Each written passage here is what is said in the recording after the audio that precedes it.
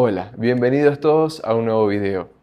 Los antipsicóticos marcaron un antes y un después en la historia de la psiquiatría. Desde la introducción de los primeros neurolépticos en la década de 1950 hasta el desarrollo de los antipsicóticos de segunda generación. Estos fármacos han permitido comprender mejor los mecanismos neurobiológicos de la psicosis y han transformado el abordaje terapéutico en la psiquiatría. En este video revisaremos su evolución histórica, sus bases farmacológicas y la importancia clínica actual. Además estudiaremos cómo el Cobenfy puede mejorar los síntomas cognitivos, afectivos y la psicosis.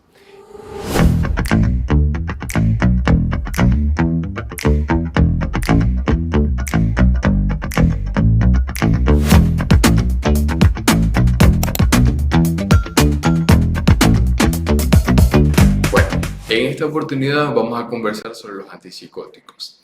Es un grupo farmacológico que a mí en lo particular me apasiona mucho, ¿no? Porque es algo muy propio del psiquiatra en cuanto a su dosificación, su manejo, cómo utilizarlo, es muy propio del psiquiatra. Sin embargo, hay otras especialidades pues, que lo utilizan para inducir sedación al paciente, mejorar el insomnio, estabilizar, porque son fármacos que fueron creados o tienen muchos flavors. ¿Qué significa eso?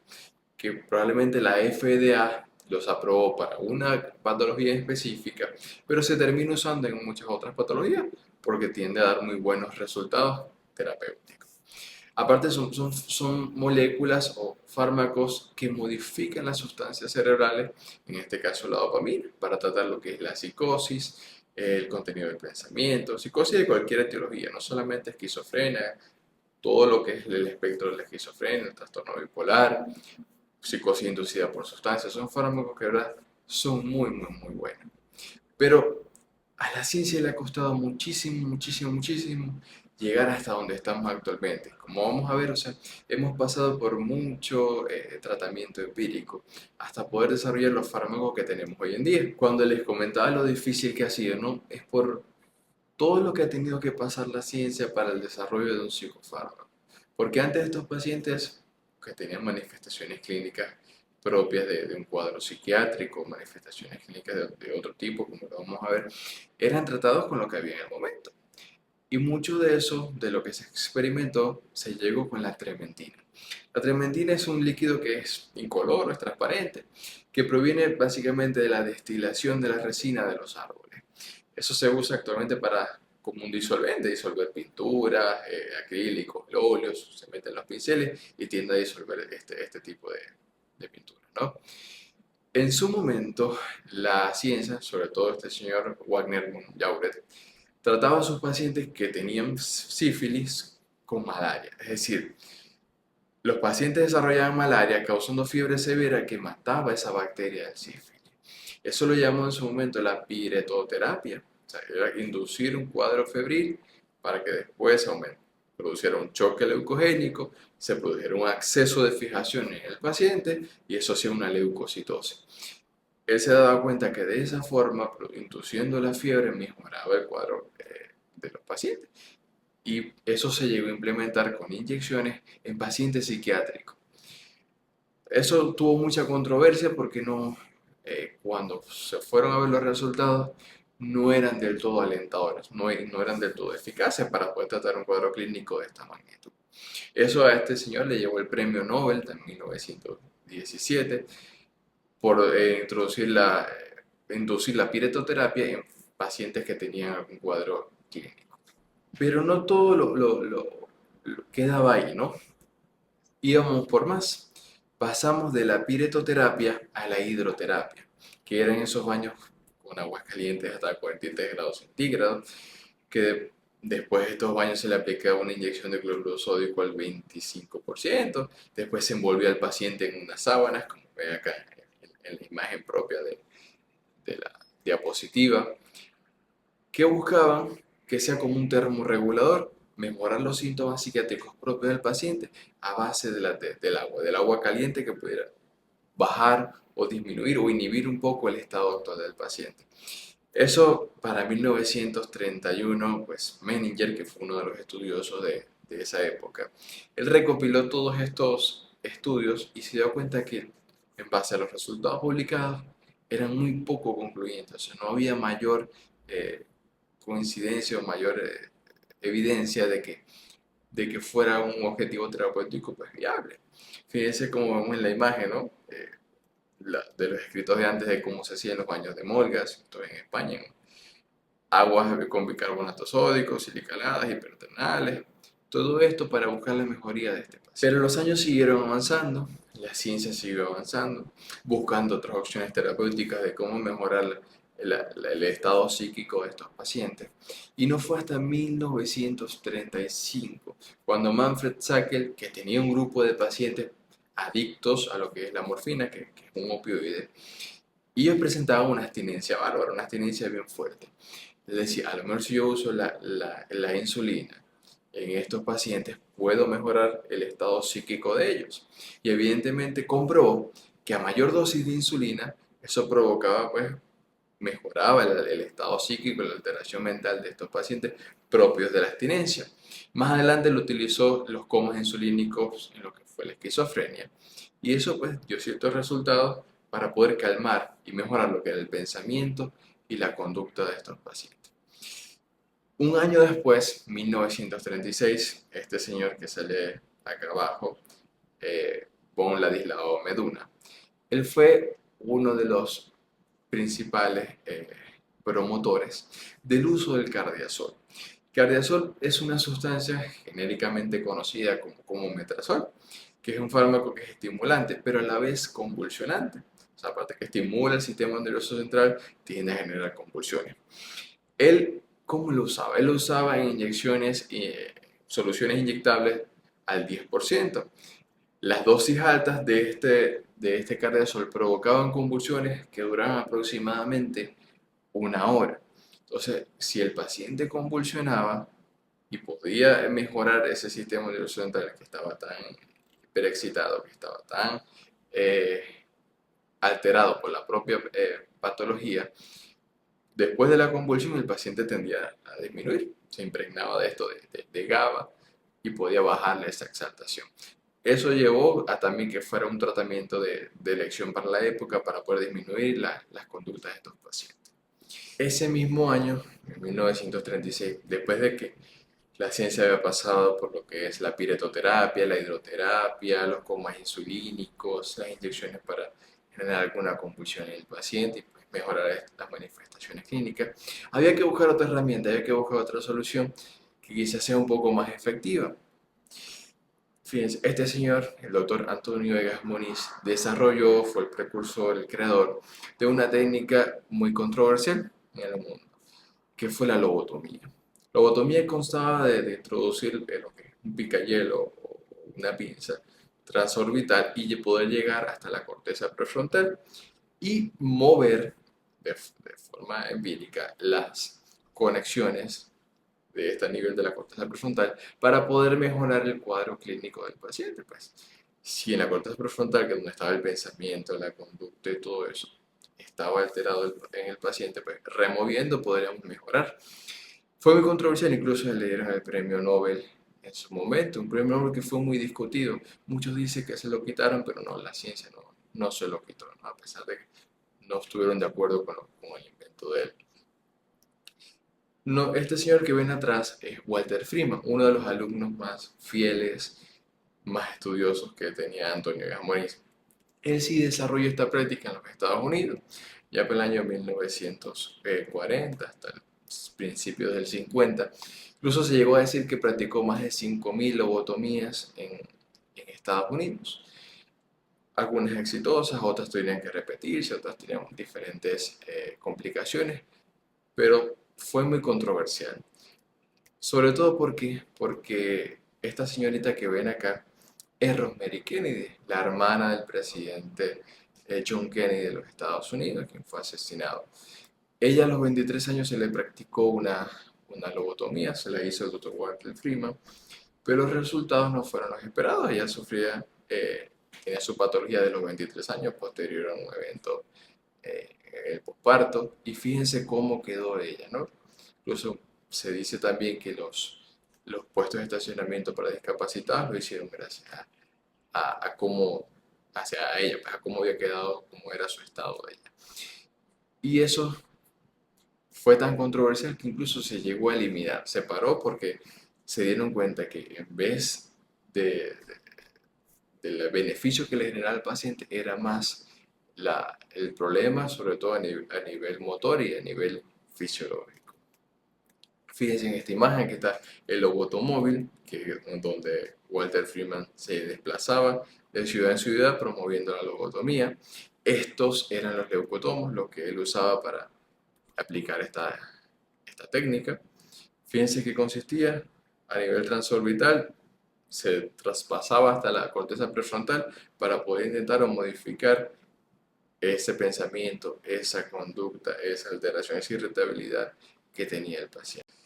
Fuimos avanzando en años y no fue hasta 1938 cuando Hugo Cerletti y Lucio Vini, dos personas pues que investigaban mucho, dos médicos que les gustaba mucho la investigación, se dieron cuenta de algo importante. Lo que hacía en su momento Meduna con el Cardesol, que era provocar una convulsión y mejoraba el estado del paciente, no estaba tan alejado en cuanto a objetivo terapéutico.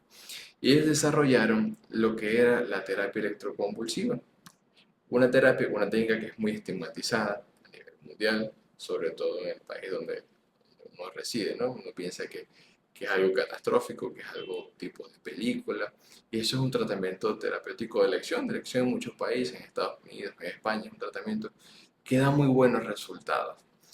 Fíjense que en la imagen, esto es una de las reseñas de la historia biográfica de, de lo que es la terapia electroconvulsiva, cuando Hugo Soletti y Lucio Vini desarrollaban estos en los cerdos, ¿no?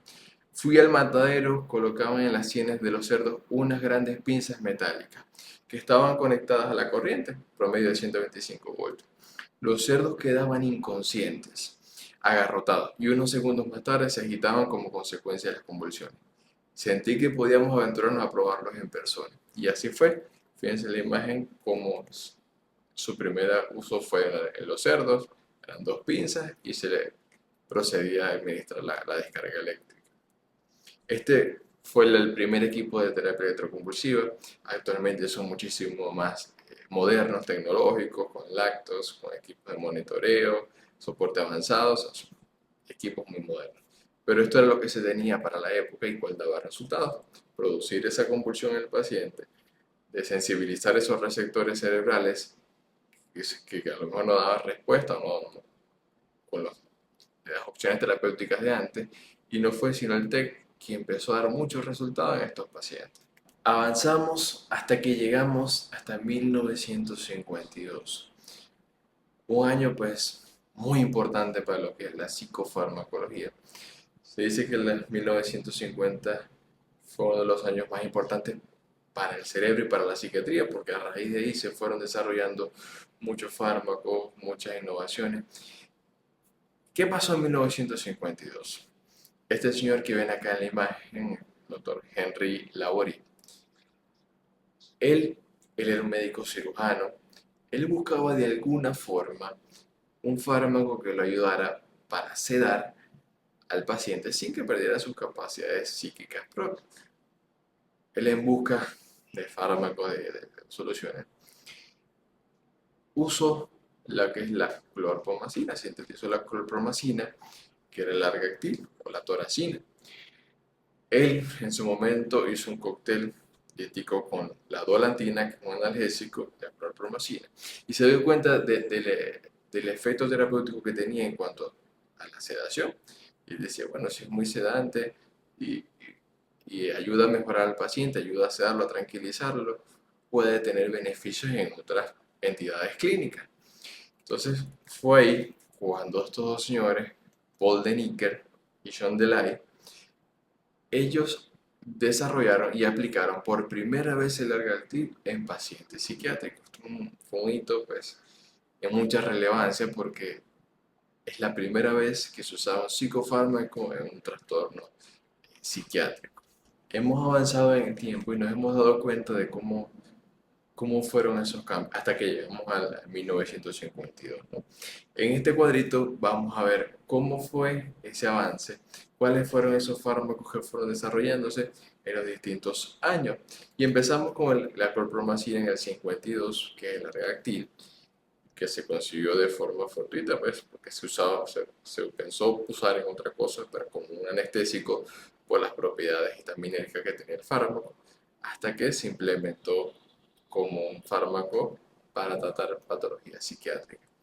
Seguimos avanzando en el tiempo, nos vamos al 1958, cuando se sintetiza el haloperidol o el aldol, que es también un antipsicótico típico, antagonista de los receptores D2, muy usado en la práctica médica, en las emergencias, incluso en inyección y en tabletas. Seguimos avanzando y fíjense que en el 1962, sintetizan la clozapina, un fármaco que tiene mucha controversia en su tiempo, que más adelante fue sacado del mercado. En el 63 también introducen lo que es la flufenacina, pero de forma retardada, la flufenacina retarda. Seguimos avanzando, fíjense que tenemos el haloperidol, llegamos hasta 1970. Aquí retiran la clozapina del mercado, en el 75 la retiran. ¿Por qué? Porque decían que era un fármaco que provocaba granulocitosis. Entonces, ese efecto adverso o esa contraindicación pesaba más que los propios beneficios propios del fármaco, que es un medicamentazo, uno de los, para mí el mejor antipsicótico que hay, porque su mecanismo de acción o su espectro de afinidad es muy amplio. Seguimos avanzando y tenemos para 1980, en la época de los 80, ya para el 84, sintetizan lo que es la risperidona o el risperdal, un fármaco muy bueno usado también tanto en niños, en adultos, en jóvenes, como un antipsicótico, un antipsicótico que es atípico de lo que es la nueva generación. Seguimos avanzando en el tiempo y llegamos hasta el año de 1990. En 1990 reintroducen la clozapina otra vez al mercado porque se dieron cuenta que el efecto terapéutico del fármaco era mucho mayor en cuanto a lo que se evidenciaba en la clínica con respecto a la granulocitosis, que no era en todos los pacientes. ¿Ya? Y había que hacer un cuidado, una vigilancia cada 15 días, después mensual. En ese mismo 1990, ya para el 94, se sintetiza o sale al mercado de nuevo lo que es la risperidona. Al 95 sacan lo que es la olanzapina, que es la ciprexa.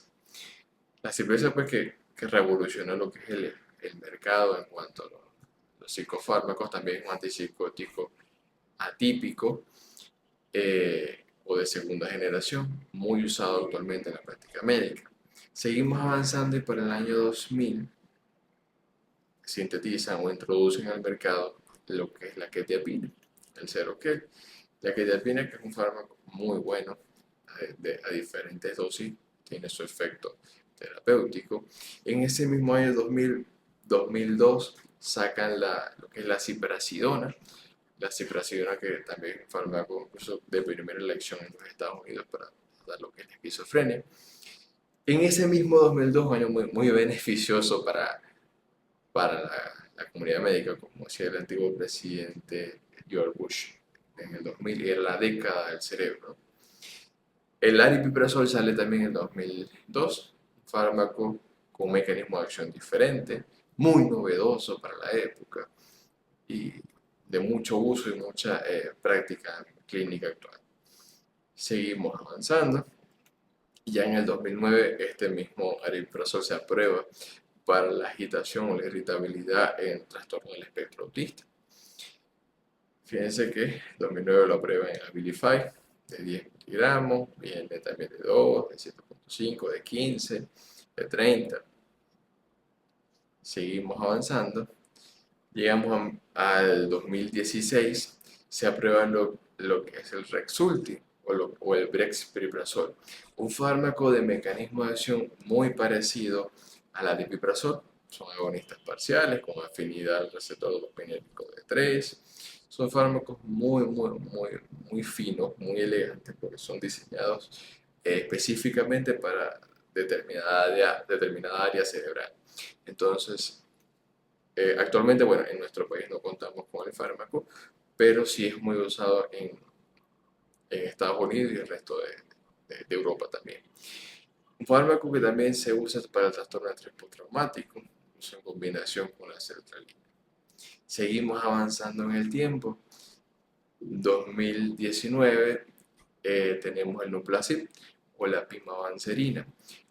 Que la pimavanserina es un juego antipsicótico con un mecanismo de acción que hasta ahora es único. ¿Único por qué? Porque es un agonista inverso 5-HT2A.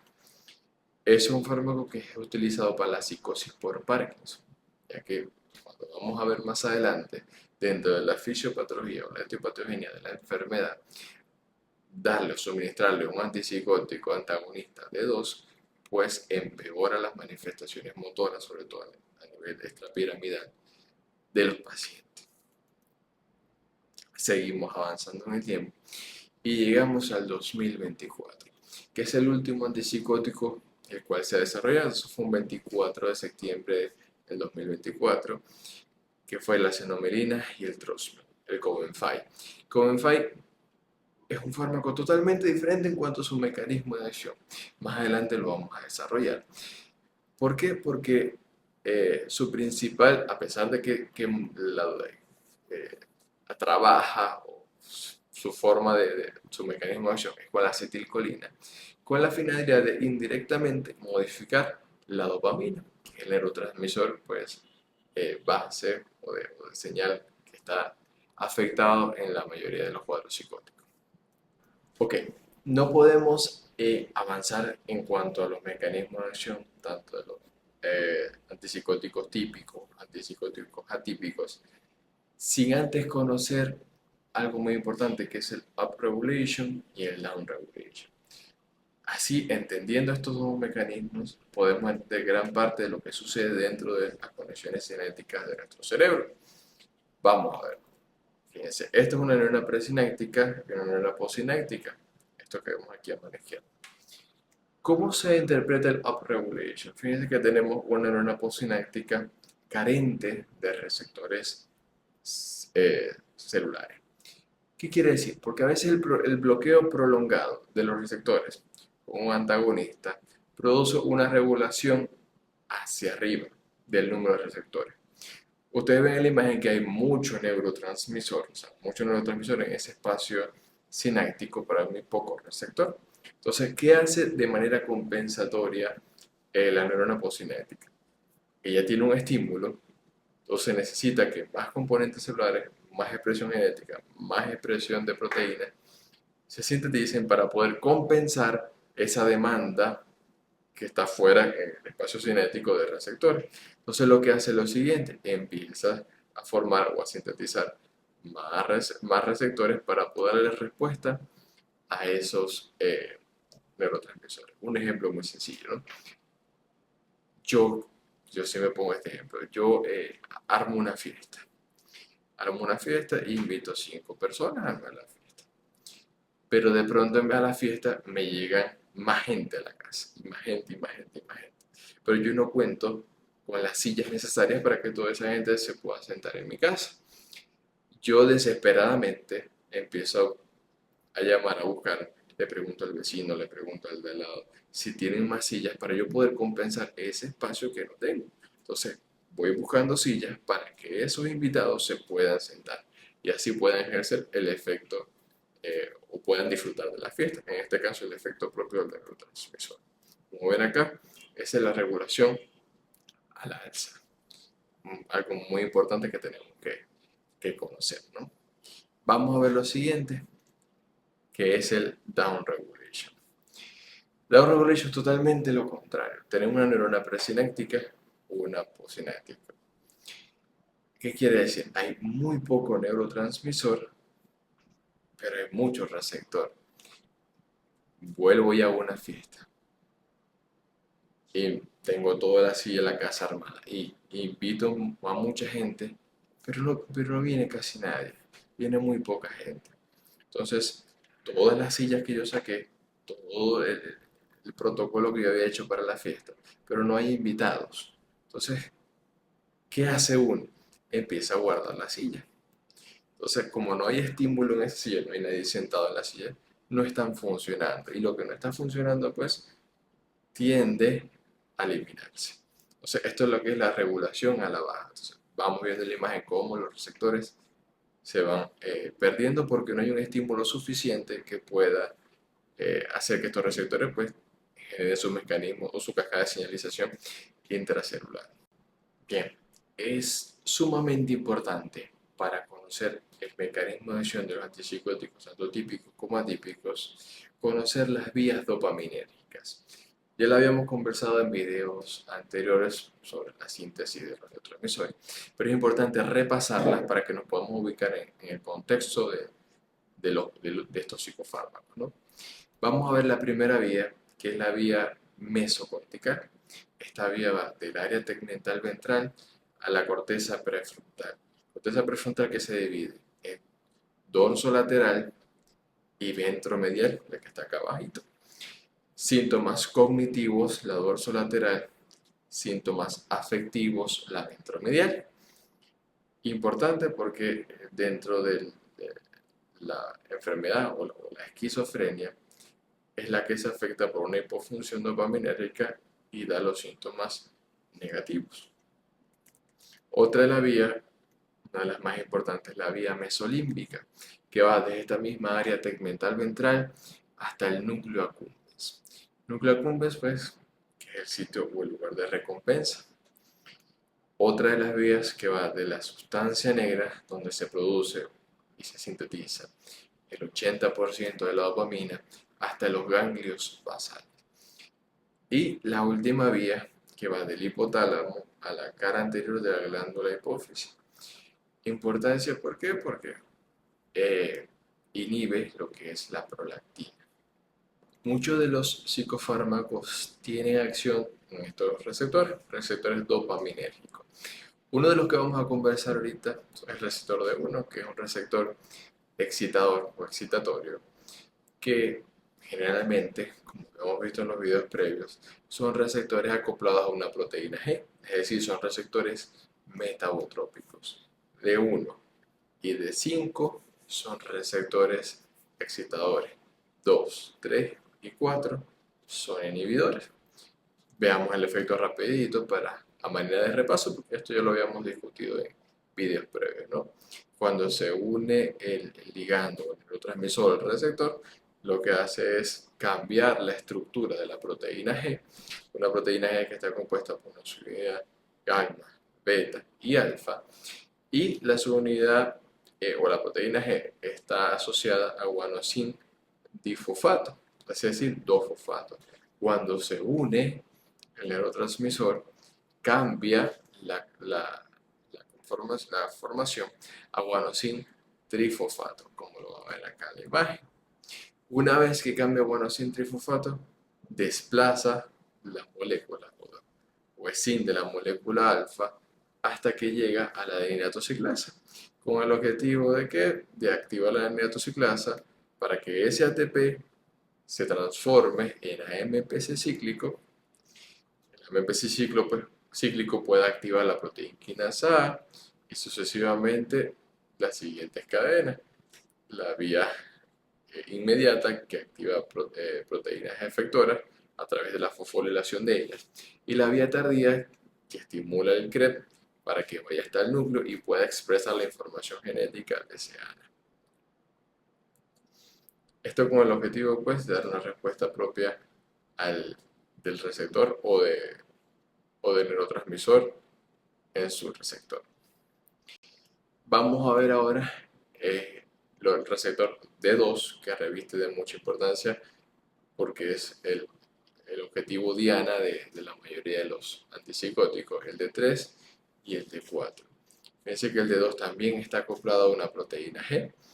La proteína G igual, con su misma conformación, su unidad alfa, beta y gamma, eso forma la proteína G asociada al grupo guanosin difosfato, el cual cuando se una su ligando, su neurotransmisor, cambia la conformación a guanosin trifosfato.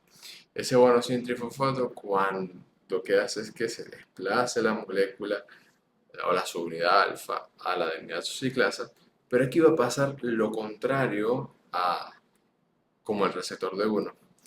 Va a inhibir la adenylatociclasa. Recuerde que son receptores inhibitorios.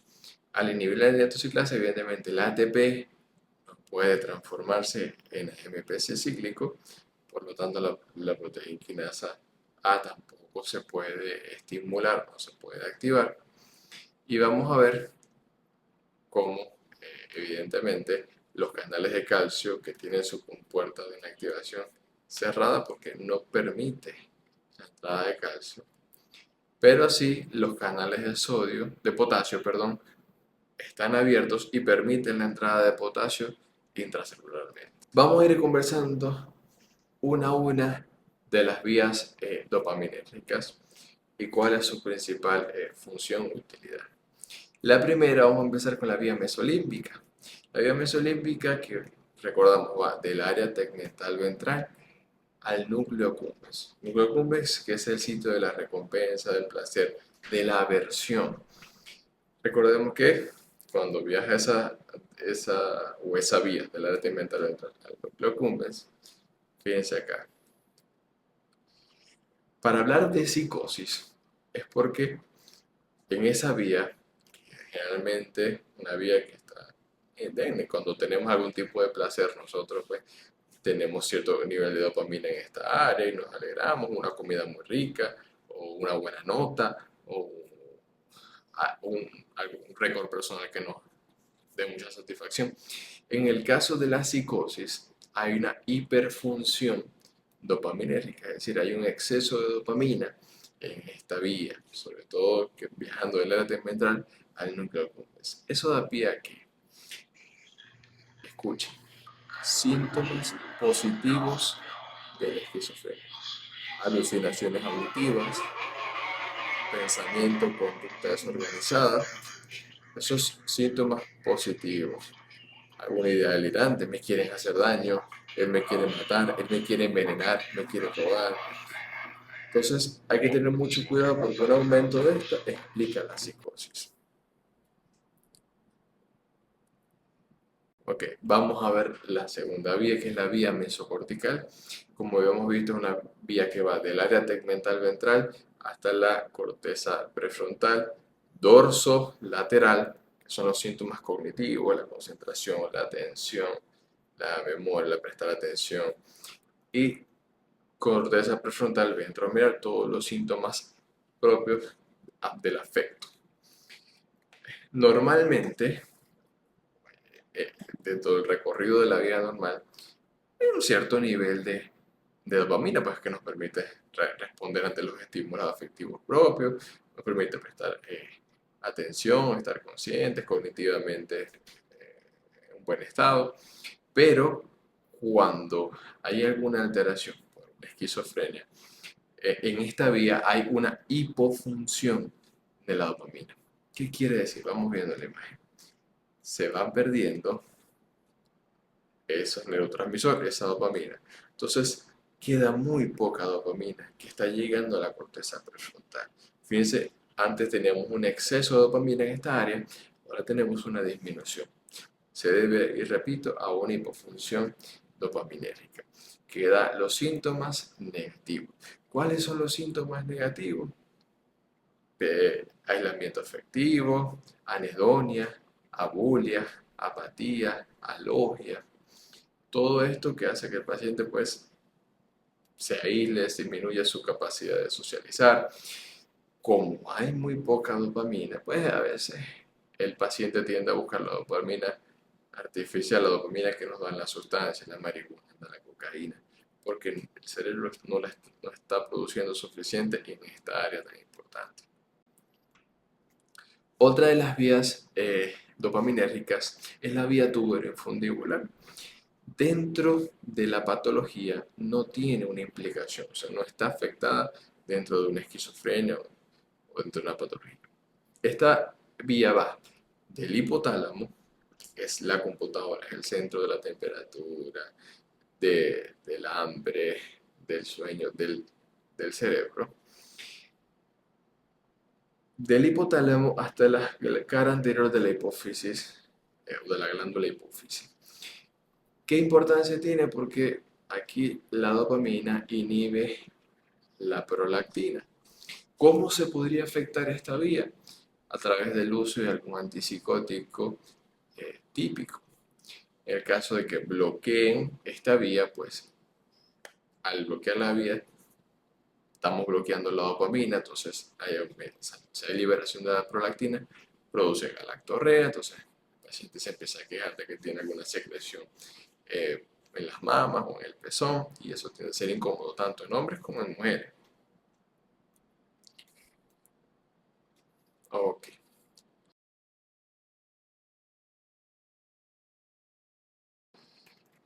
vamos a ver la vía nigroestriada, una vía que tampoco tiene su alteración dentro de la patología, en este caso de la esquizofrenia, pero sí se afecta con el uso de psicofármacos. Esta vía va de la sustancia negra a los ganglios basales. Sustancia negra a los ganglios basales.